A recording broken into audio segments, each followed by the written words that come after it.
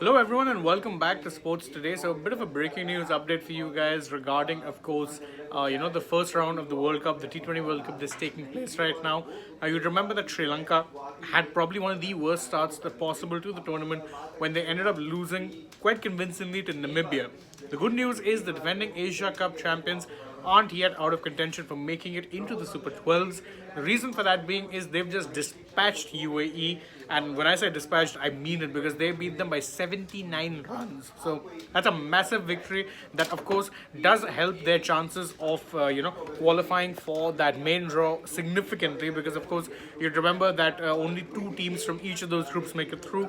Sri Lanka, having lost their first match, of course, needed to win both of their remaining games to actually make it through to the next round. They've won their first one, and the good news is they've won it in a manner that's convincing, so it will also help their net run rate. Let's quickly just go over the scorecards and see how exactly it is that the match went. Now, Sri Lanka batted first, and of course, that was down to the fact that they were actually put into bat because UAE won the toss, they chose to bowl, so naturally Sri Lanka had to bat first. And what happened then was that there was a very good knock from their opener Pathum Nissanka. Now, Nissanka scored 74 runs of 60 balls, and that was the main knock of the match from New Zealand, from the New Zealand team, because of course beyond that you had Dhananjaya De Silva, who scored a quick fire 33.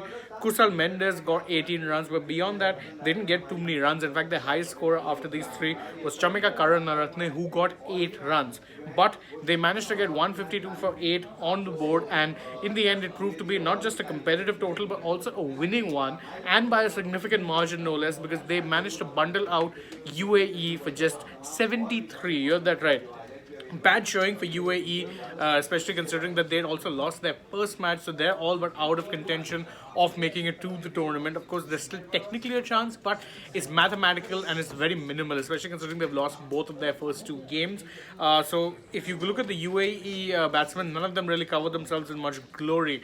One of their openers, Chirag Suri, got 14 runs, and you had Afzal Khan lower down the order get 19, and of course Junaid Siddiqui got 18. But that's it. That was their highest, run scorers in this particular match, and rest everyone else, well, it reads a bit like a phone number because you have 9-2-1-1-2 and so on and so forth. It's not really a good scorecard to read, especially if you're a UAE fan.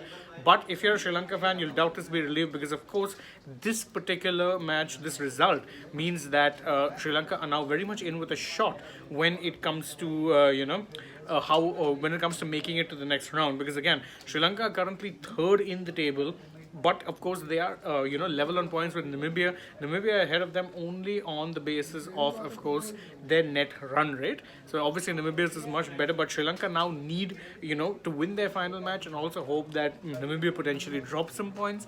So that's the the way the cookie crumbles for these teams. Again, it's been a very very close, very very interesting time in these qualifiers, naturally, because it's been, again, most people thought Sri Lanka would easily qualify, but the fact that they ended up actually losing to Namibia in their first match, it actually threw the group wide open. But of course, as I said, UAE, they don't have a chance. Remember, they lost to Netherlands.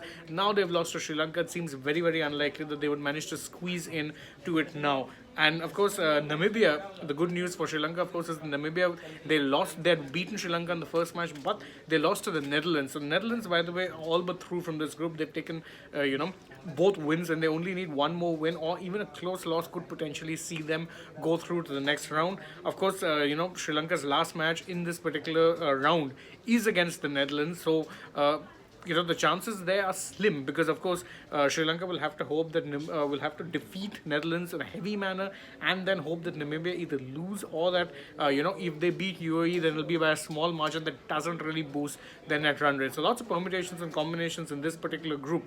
As I said, it's very very close right now, and in fact the same can even be said, of course, of Group B.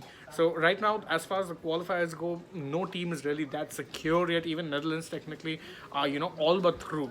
But of course, the good news is that means that for all of us, we get to watch these matches with a lot of excitement, and of course it's good for the associate nations as well. They're getting this platform, they're actually getting to mix it with, of course, the full test member nations, and so it does in many ways signify a win for cricket in that regard. But Of course, as I said, Sri Lankan fans will not be caring too much about that. They'll just be hopeful that their team can qualify, and this win means that they are now alive still in the tournament, because it would be quite an anomaly if the Asia Cup champions end up missing out on a World Cup. It would be similar to Italy, who won Euro 2020, then going out and missing out on this year's World Cup.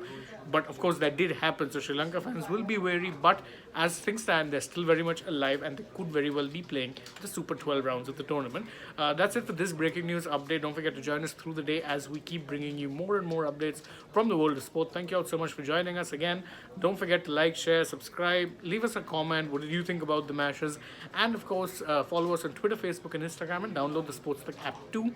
Thank you all for joining us, and from now, bye bye.